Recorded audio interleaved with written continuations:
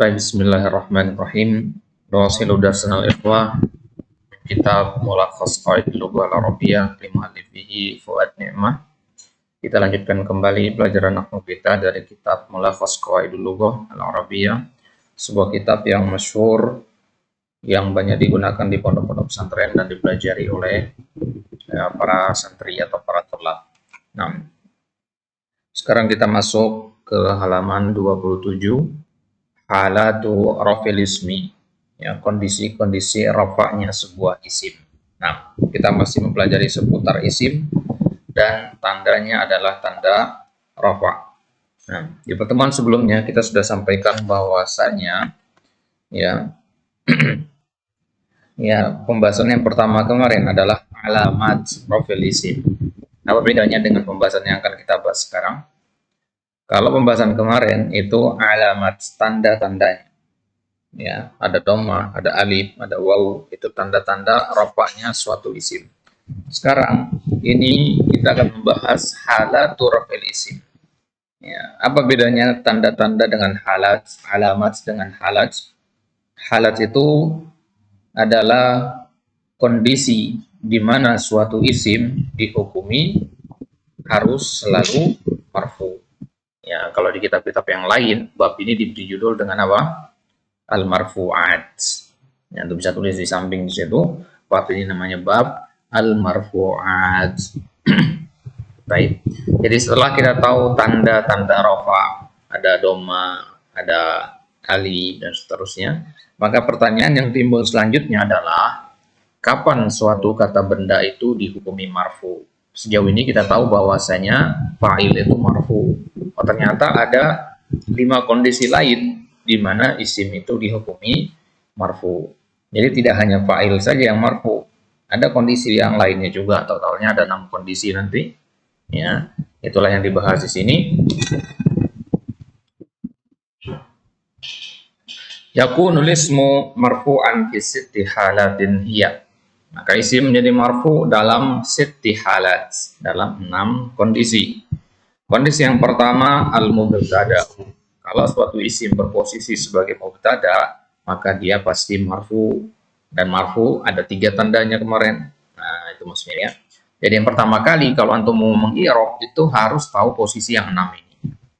Misalkan kita katakan ya, al-muslimu mujtahidun. Al-muslimu mujtahidun. Nah, sekarang antum diminta untuk meng-i'rab kata al-muslimu. Maka yang pertama kali antum harus cari tahu adalah apa kedudukannya al-muslimu ini. Oh, ke sini kedudukannya mubtada. Nah, untuk tahu apakah dia itu mubtada atau khabar sebagainya, maka antum harus tahu definisi dari mubtada dulu, gitu. Makanya awal-awal biasanya di kitab-kitab itu dikenalin dulu kita sama apa itu mubtada. Jadi kalau antum sudah tahu apa itu mubtada, apa itu khabar, apa itu fa'il, naibul fa'il, isim kana, khabar inna dan seterusnya, maka antum akan tahu oh, ini posisinya ini. Nah, setelah antum tahu dia mubtada, pertanyaan kedua yang antum harus cari tahu adalah ya, apa hukumnya. Ya, kalau mubtada itu masuknya kemana dia? Hukum marfu kah, mansub kah, majrur kah? Oh, ternyata mubtada itu masuk ke bab marfu'at, berarti dia mubtada itu marfu. Nah, setelah antum tahu kalau dia itu mubtada dan marfu, pertanyaan selanjutnya yang ketiga adalah antum harus cari tahu apa tanda rafa'nya. Ya, karena marfu itu bisa dengan dhammah, ya, bisa dengan ya alif, bisa dengan waw. Nah, sekarang di kalimat al-muslimu mujtahidun tadi, di situ tanda rafa'nya yang mana? Oh, ternyata dhammah. Dari mana antum tahu dhammah? Karena al-muslimu itu isim mufrad, dan isim mufrad kalau marfu itu dengan dhammah sebagaimana kita bahas di pertemuan sebelumnya. Nah, jadi itu 3 tahapan utama dalam i'rab. Pertama, ketahui kedudukannya, mubtada khabarnya. Yang kedua, ketahui hukumnya, apakah dia marfu, mansub atau majrur. Yang ketiga, kalau dia marfu apa tanda rafa'nya? Ya, kalau dia mansub apa tanda nasabnya? Kalau dia majrur apa tanda jar? Nah, jadi Kalau ada suatu kata berposisi sebagai mubtada, maka dia pasti marfu. Itu yang pertama. Yang kedua, al-khabar. Sama, mubtada marfu, khabar juga marfu. Kemudian yang ketiga, ismu kana au akhawatiha wasmu af'alil muqarabah war raja'i wasyuru. Begitu juga isim kana dan saudari-saudarinya. Begitu juga pembahasan isim dari fi'il muqarabah, ada fi'il muqarabah namanya, ada fi'il roja, ada fi'il syuru. Nah, apa itu fi'il muqarabah, fi'il roja, fi'il syuru akan kita bahas nanti di poin yang ketiga.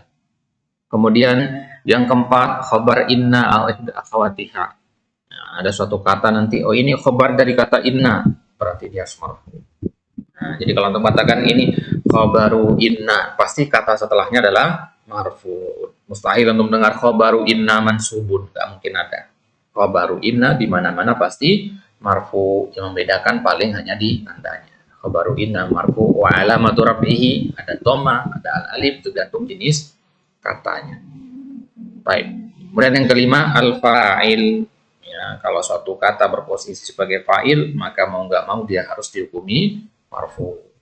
Nah, yang keenam, naibul fa'il. Baik. Kadzalika yakunu ismu marfu'an idza kana tabi'an lismi marfu'in. Itu 6 kondisi di mana sebuah isim harus dihukumi marfu. Nah, ada kondisi yang ketujuh sebenarnya, yaitu apa? Yaitu isim itu marfu jika dia sebagai tabi', sebagai pengikut untuk sebuah isim yang marfu. Ja'a Muhammadun wa Zaidun. Nah, Zaidun marfu di situ. Kenapa? Karena dia tabi kepada fa'il. Jadi tabi kepada fa'il marfu, tabi kepada mubtada, tabi kepada khabar, tabi kepada khabar inna, tabi kepada naibul fa'il, dia dihukumi marfu. Nah, tabi itulah yang untuk bahas dalam badal, ya, untuk bahas dalam na'ad man'ud, ataf. Nah, itu namanya bab tawabi. Baik. Maka dari yang 6 tadi, penulis akan bahas satu persatu di sini, mulai dari pembahasan al-mubtada. Nah, ini pembahasannya mulai ya perlu untuk perhatikan, ya. Jadi pembahasannya mulai agak kompleks ini, jadi perhatikan baik-baik. Al-mubtada'u, ya. Poinnya yang pertama harus kita ketahui seputar mubtada ini adalah definisinya. Ya, jadi penulis di sini tidak menyebutkan mubtada definisinya ini. Enggak. Mubtada poin 1, poin 2, poin 3, poin 4. Ya.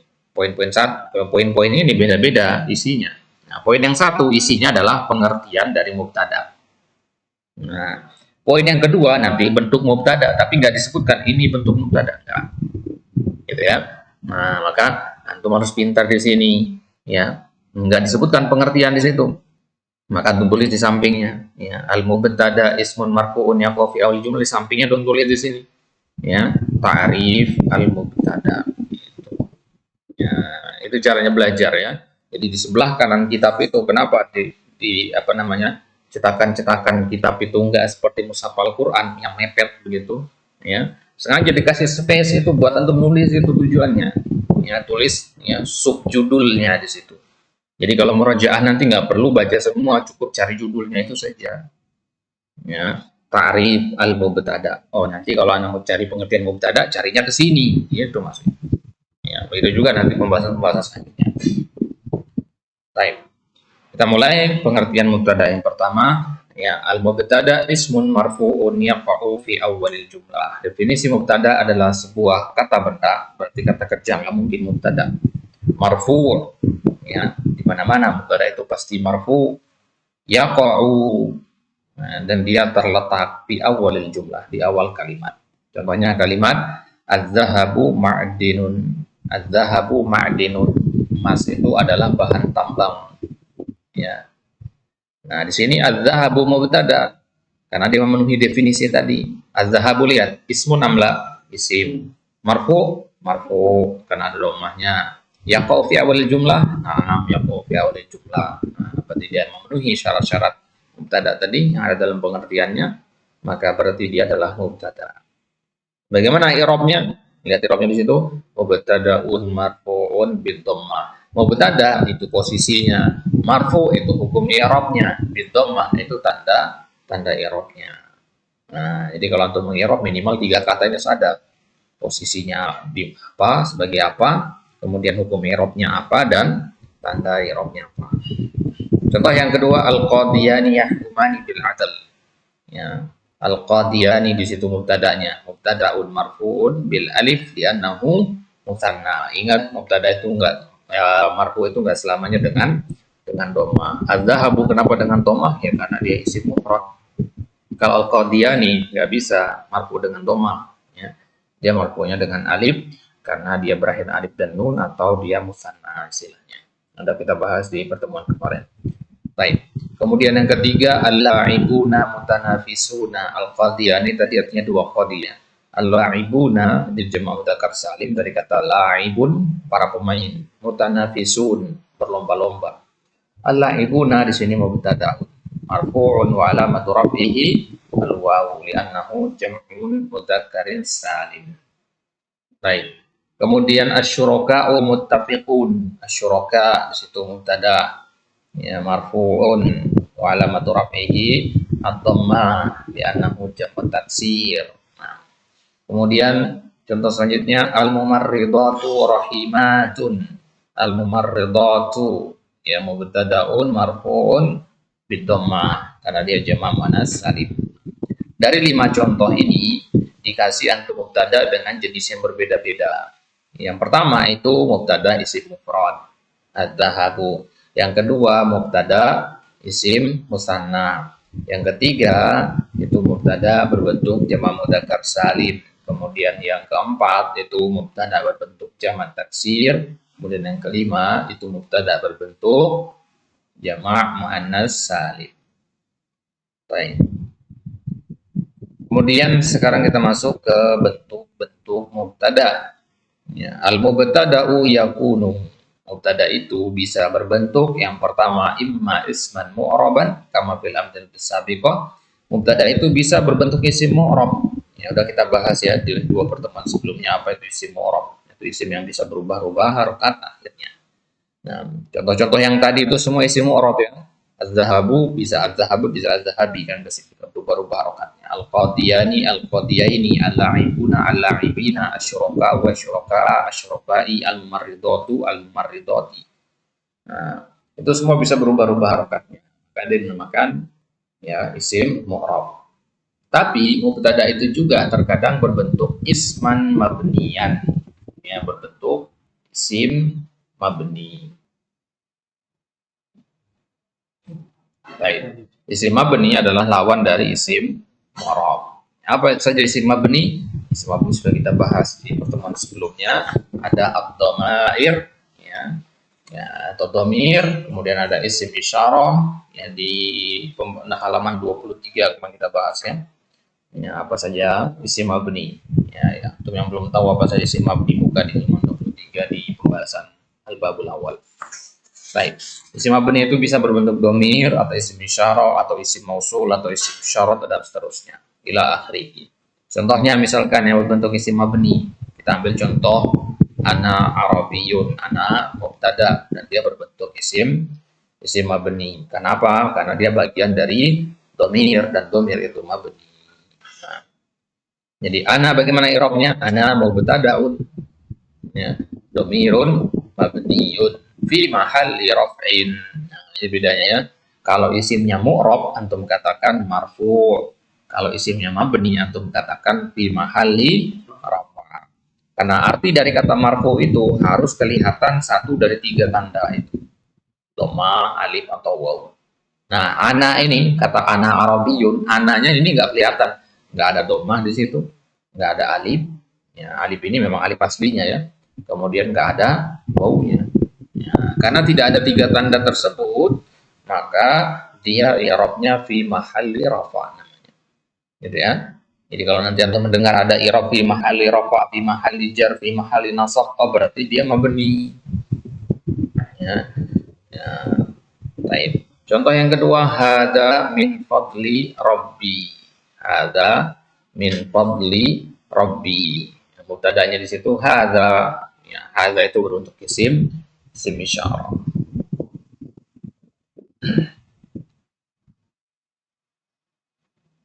Nah, ya, kemudian min fadli rabbi itu selanjutnya mubtada'nya. Kita fokus ke yang kita bahas yaitu mubtada dulu. Ya, apa irob min fadli robbi ya, nanti kita bahas di khabar.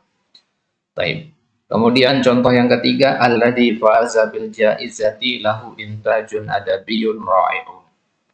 Ya, yang menang mendapatkan hadiah lahu intajun adabi, dia punya ya karya sastra yang menakjubkan.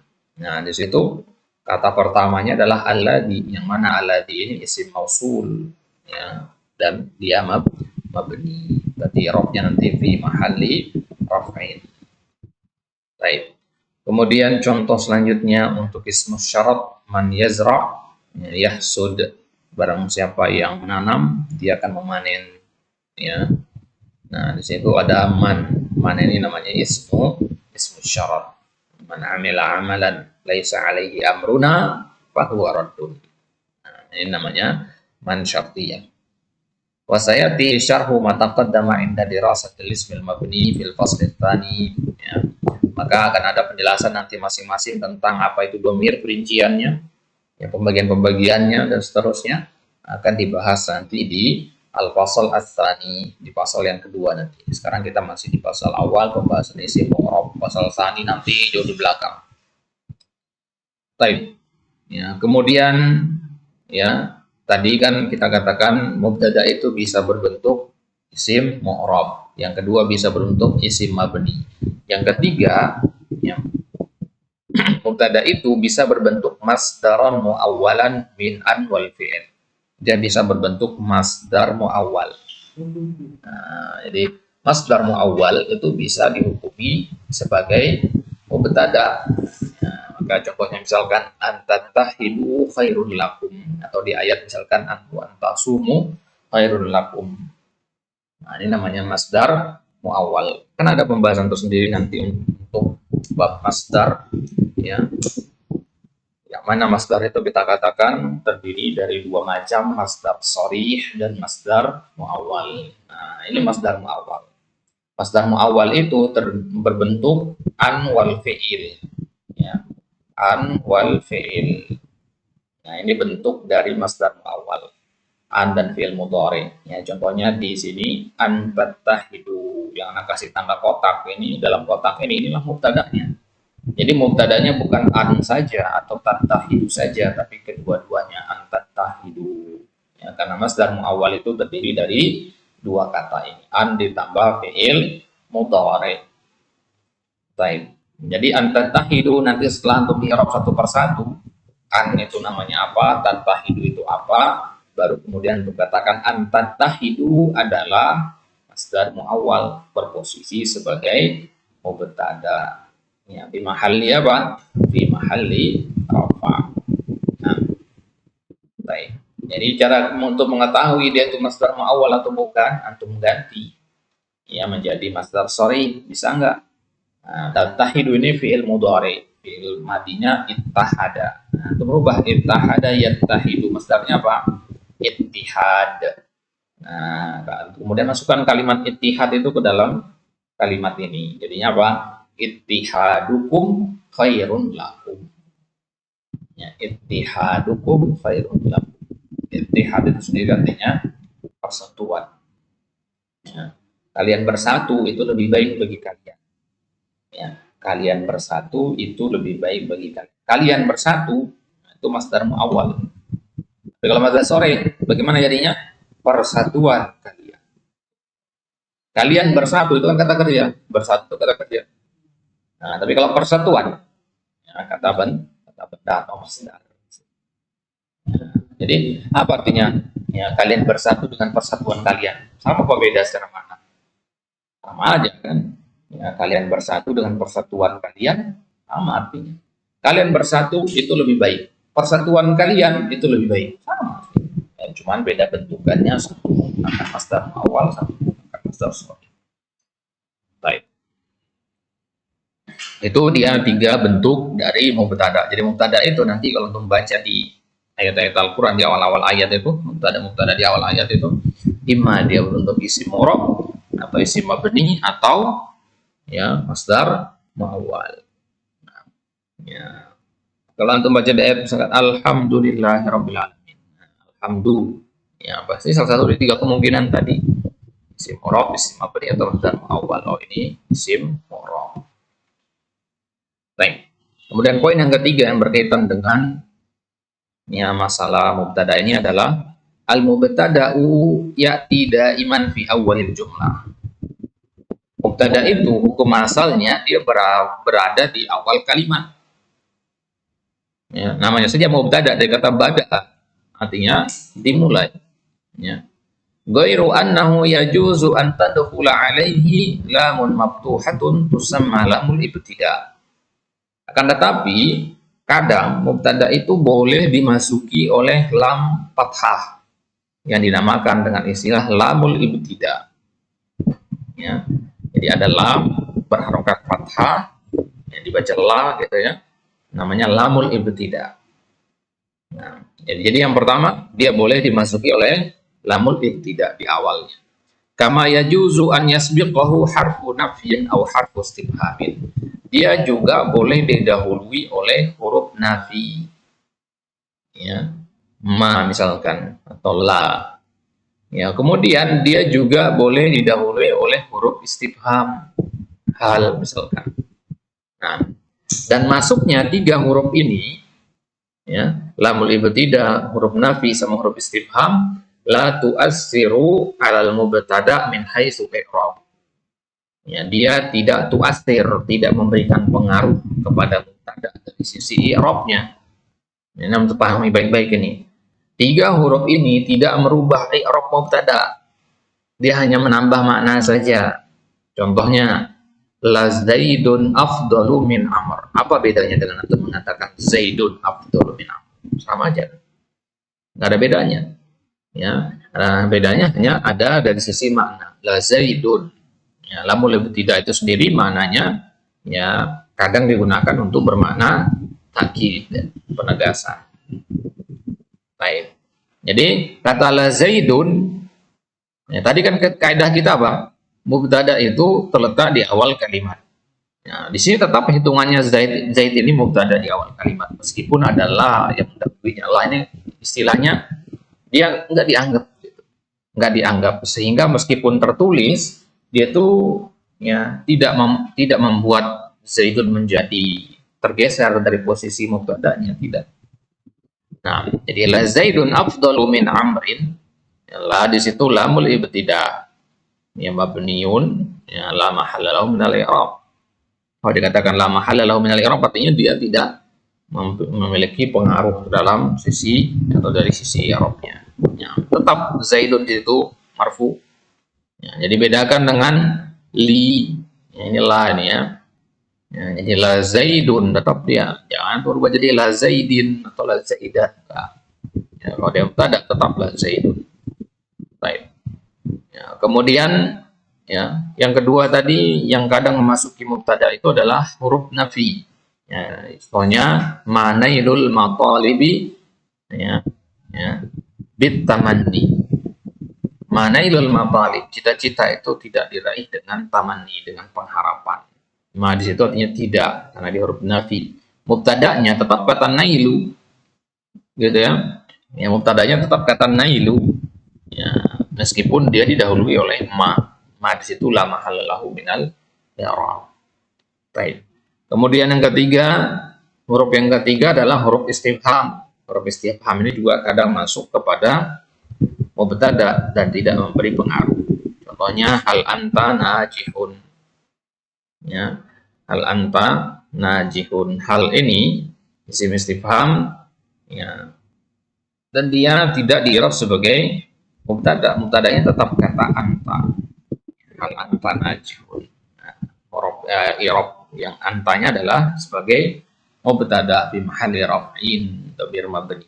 Kemudian hal ya huruf istifham. Baik. Nah, itu dia 3 poin yang berkaitan dengan mubtada. Kemudian poin yang keempat, al-aslu fil mubtada'i an yakuna ma'rifatan.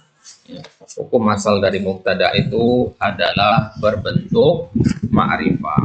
Nah, Allah taala alam. Insyaallah taala kita akan ambil ini di pembahasan selanjutnya.